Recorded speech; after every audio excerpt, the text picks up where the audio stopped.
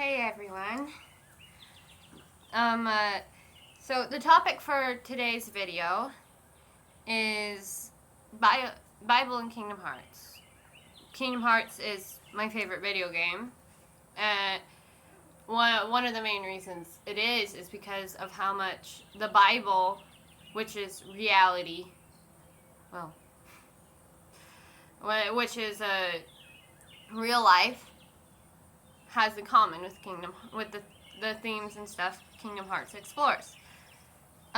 So a quick rundown on what the Bible is, which I already made one video about what the Bible really is and stuff, and what the opinions are, why the opinions are what they are, why things aren't accurate on how the Bible is portrayed in our world.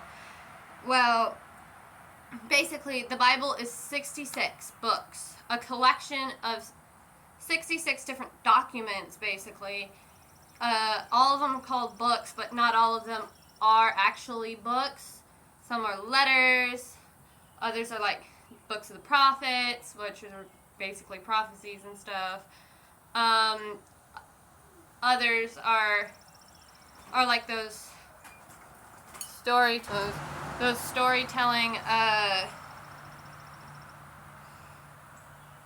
non-fiction books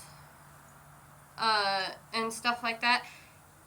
So yes, there is a number of different religions involved with the Bible. It has to do with why a lot of the opinions about the Bible exist. The Bible has a lot of history to it, and it also has a lot of different creatures in it, including angels, which are spiritual creatures and stuff. And obviously it's about humans. We're humans. It's given. And there's a lot more to it than that, but that's just a quick rundown of what it is. Kingdom Hearts is a video game, my favorite video game. Basically, it's a world traveling video game.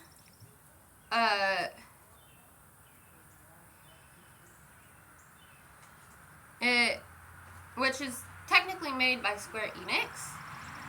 But it has it's more than just Square Enix, because it's given stuff from other companies to use for the video game. Like, it has given rights to use Disney items, with giving it back to Disney, using things of Disney, making it also a Disney video game. It also has things from other video games, like, for example, there's a lot of Final Fantasy characters in it, and stuff like that. It also has a number of original characters. The weapon that's typically used to, like, defeat dark creatures and stuff in Kingdom Hearts is the Keyblade. This is my dog.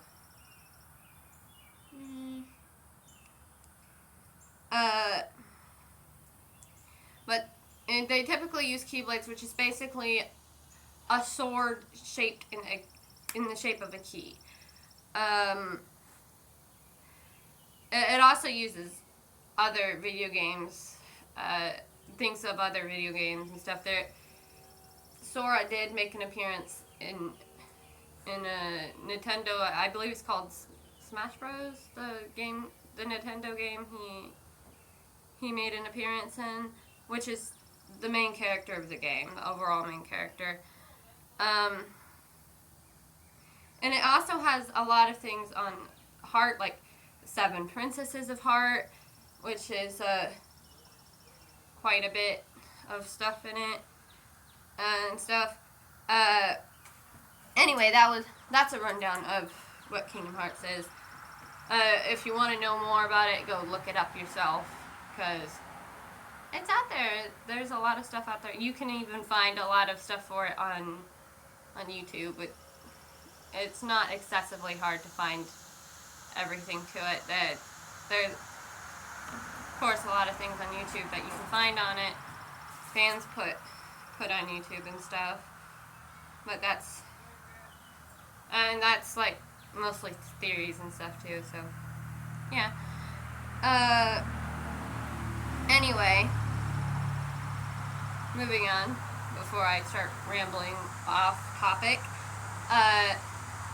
The things that Kingdom Hearts and the Bible have in common are like this aspect of light and dark, like having to fight the darkness, having to pierce through it, being a light and stuff that shines through the darkness. It has a lot of that. Like the children of God are like the light of the world. God is the light of the world.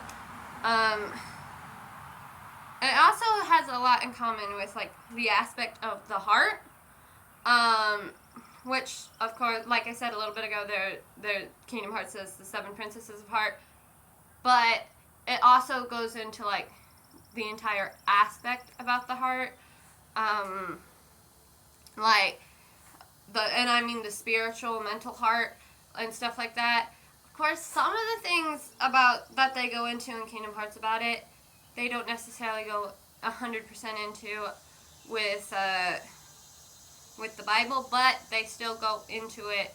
The Bible is more of a what's in real life, the real life aspects about it, like how to deal with mental health, stuff like that. While Kingdom Hearts is just, it's like the video game style in a sense. It's like a fantasy about it and stuff. Of course, they do have some real points they make in Kingdom Hearts. Obviously, everything has something real about it. It also has the Book of Prophecies. Now, technically the Bible is not the Book of Prophecies. It is not a book of prophecies. It is a collection of different things. So, there is some books in the Bible that can be considered books of prophecies, like the books of the prophets, or Revelation, stuff like that. They don't always make sense because of that, because they have a lot of vision stuff that really do not make sense. It's like a directly writing down what they experience in a vision and stuff. And then there's a lot more to them than that, but that's kind of I guess the general idea and stuff. And then there's also some worlds in Kingdom Hearts that has this in common. And yes, this also includes original worlds based off of a lot of original Disney movies, made by Walt Disney, from their golden era and stuff. Mainly because they have those world in those movies. You can find biblical stuff like praying, just plain praying and stuff. But the main world that actually gets into it in Kingdom Hearts, not 100%, but it doesn't take. It's not that it takes out. It includes the main thing about it that is based off the Bible and stuff like that. Is the world of Notre Dame, which is based off of the movie of The Hunchback of Notre Dame, which is actually technically a Christian movie because it has an entire song dedicated to prayer.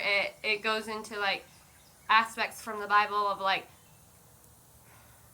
false prophets and stuff. What the bad guy, I forget his name right off the top of my head, but Quasimodo's master. He has this false prophet thing going on in the whole thing. His villain song is called Hellfire. So that movie has a lot of things straight from the Bible about it, and it talks a lot on God. It actually shows a lot of more true things about God that a lot of people don't get from religions these days, like the Christian religion. It's a religion. It's not. It's just the religion itself is the rules, not the book. which is something I've noticed a lot of people get confused. Like the main things like rules in the Bible is like golden rule, the common sense and stuff like that. Like honestly, the only book in the Bible that you could say is a book of rules is the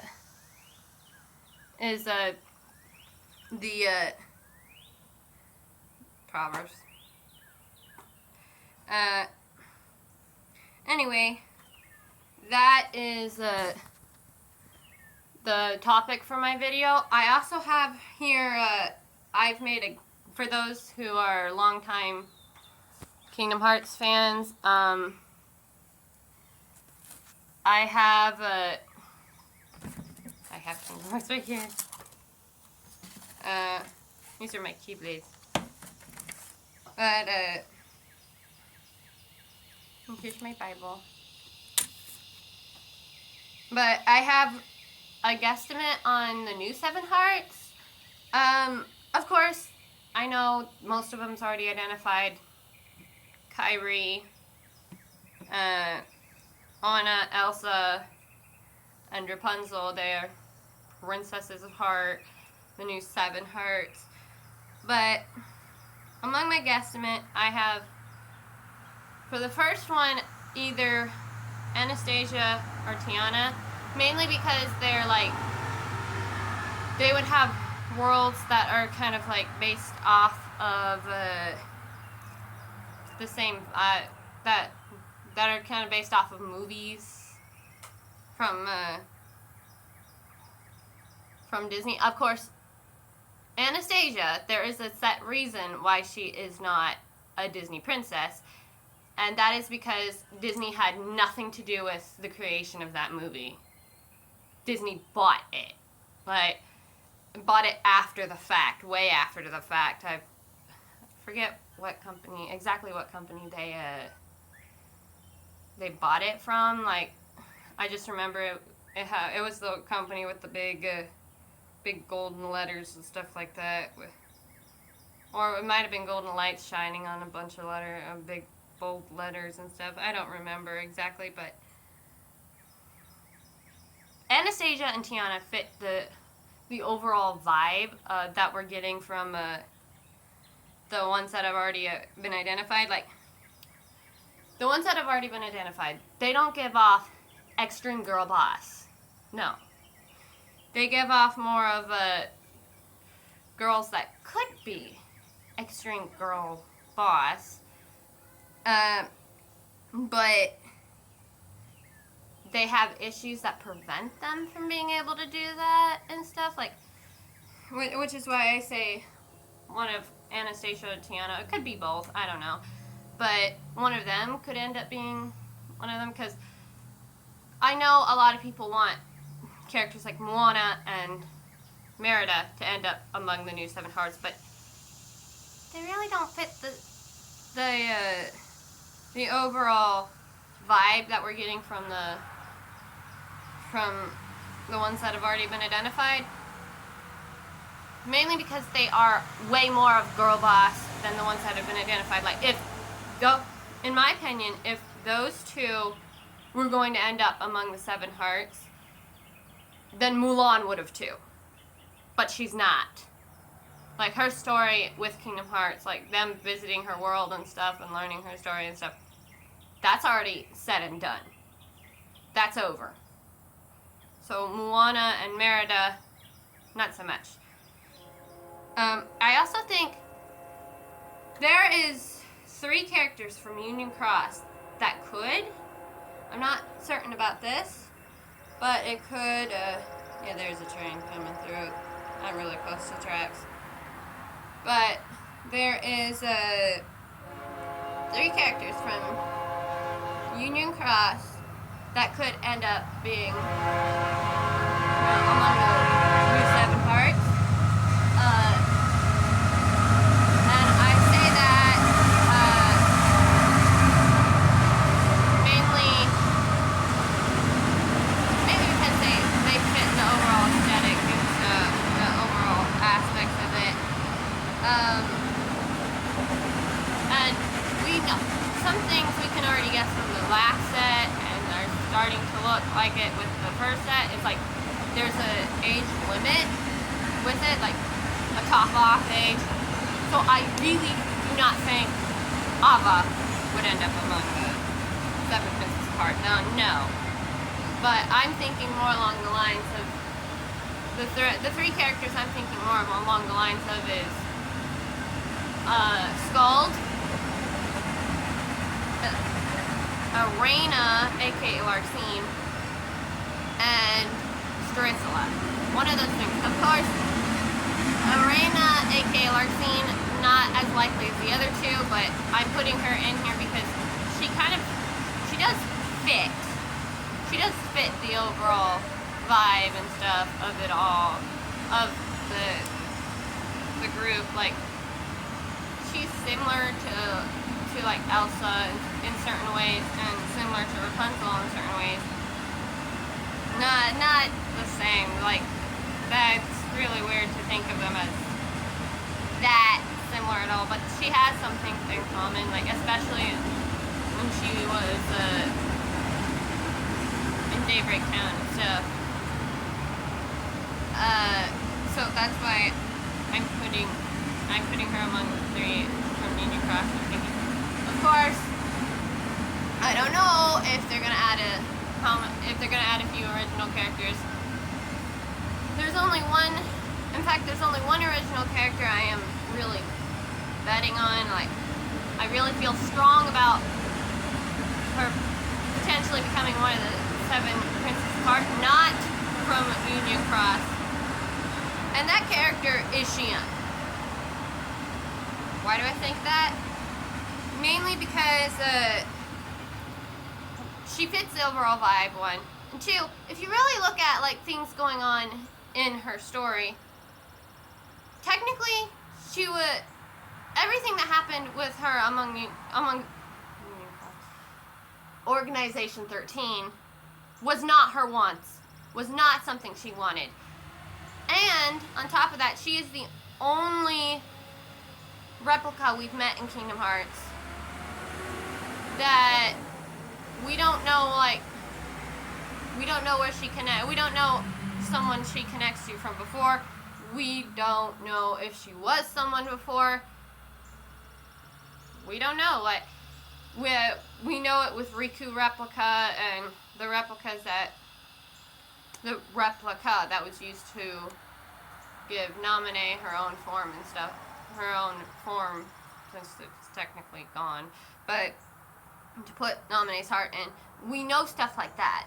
We get that, but Xion, we do not know. Like, yes, we know through Roxas, somehow she was unintentionally stealing memories of Kairi from Sora. We do not know. But what makes me think this even more is the fact that in Kingdom Hearts 3, in Kingdom Hearts 3 and Kingdom Hearts 3 Remind, if you really pay attention to steps involving her ending up among Xehanort's 13, it really looks like it was a rescue plan. And I know that sounds rather weird, but if you really look at it, like, first, Zayax works around Xemnas, and he goes right up to Vex and is like, I want this replica. And we know with Kingdom Hearts, when it comes to Vex's reaction, we know with Kingdom Hearts not everything is what it seems. For all we know, Xion could actually have been a major important part to his research. Especially if it wasn't, like, truly bad against her and stuff. Like, if that was so, then it would make sense that she was unintentionally stealing memories from Sora because she was essentially broken to begin with. She was hurt to become a replica. Someone did something bad to her to become a replica, but we don't know that. Like, that's just theorizing and stuff, and so, but if you really pay attention, the steps Zayax takes to put her among Xehanort's 13. And then the fact that Xemnas kept on top of them, the two of them, instead of how many other characters he could have kept on top of. Like, it would have made more sense for him to keep on top of Merlucia and Larxene because they actually betrayed Organization 13 in the past. But he kept on top of those two. He kept on top of Zayax and Xion. And another thing is the fact that there's evidence in Kingdom Hearts 3. Axel never actually forgot Xion. Yeah, he probably lost a few memories about her and stuff like that, but the scene where we see Axel and Kyrie together, and Axel has a flashback of Xion, that is proof. He never actually forgot her. He probably lost a few memories of her, but he never actually forgot her. So it kind of starts to look like, especially since Zayax actually went to sit down with Axel and actually pointed out the one thing that shows in that scene that shows he does have memory of Xion. He does remember her to a certain extent. It kind of shows that they were kind of doing things to rescue her. Especially Zayax was kind of working towards rescuing her from the situation she's been in, from essentially Xemnas. So there's clearly a lot of things we do not see, we do not know about Xion's story, but she also fits the vibe that we're getting here, because she can stand up for herself, she can do it. But she, like Rapunzel, she's been in a bad situation, an abusive, potentially abusive situation. And she was kind of been imprisoned in a sense, like, and in days we can tell she keeps trying to run away from what she's in, but keeps being brought back.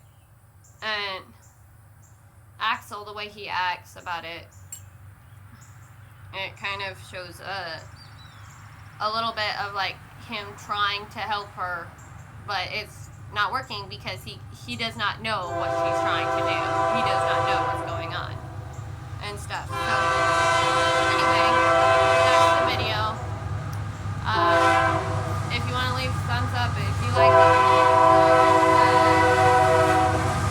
if you want to subscribe.